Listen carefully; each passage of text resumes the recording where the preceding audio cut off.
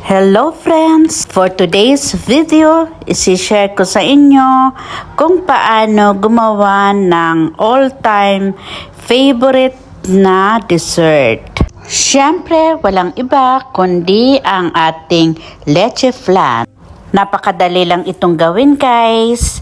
Gagamit tayo dito ng 30 pieces na egg yolk. Siyempre, sasamahan natin ito ng evaporated milk at condensed milk. Hahaluin lang natin ito ng mabuti para magsama-sama ang mga ingredients niyan. Nilagyan ko pala yan guys ng lemon zest para pampaalis ng langsa ng ating itlog. Hindi ko na yan nilagyan ng sugar dahil ang tamis ng condensed milk ay okay na para sa akin. Pero kung gusto nyong mas matamis, pwede nyo naman itong lagyan ng asukal. Kapag nahalo na natin ito ng mabuti at para lalong ma-enhance ang kanyang flavor, lalagyan natin siya ng vanilla essence. Kayo na ang bahalang magtansya kung gaano kadami ang inyong ilalagay.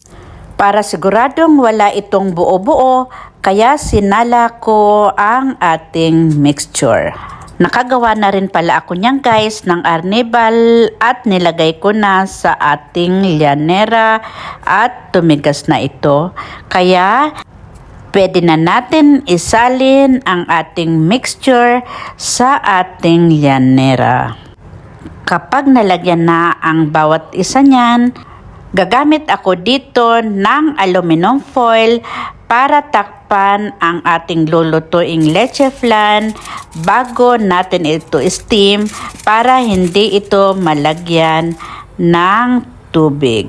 In-steam ko lang siya guys ng 15 to 20 minutes. Ngayon guys, ito na ang ating finished product. Ayan guys, ang outcome ng ating masarap na leche flan. I-keep lang natin ito for an hour sa ref at ready na itong iserve. Thank you so much!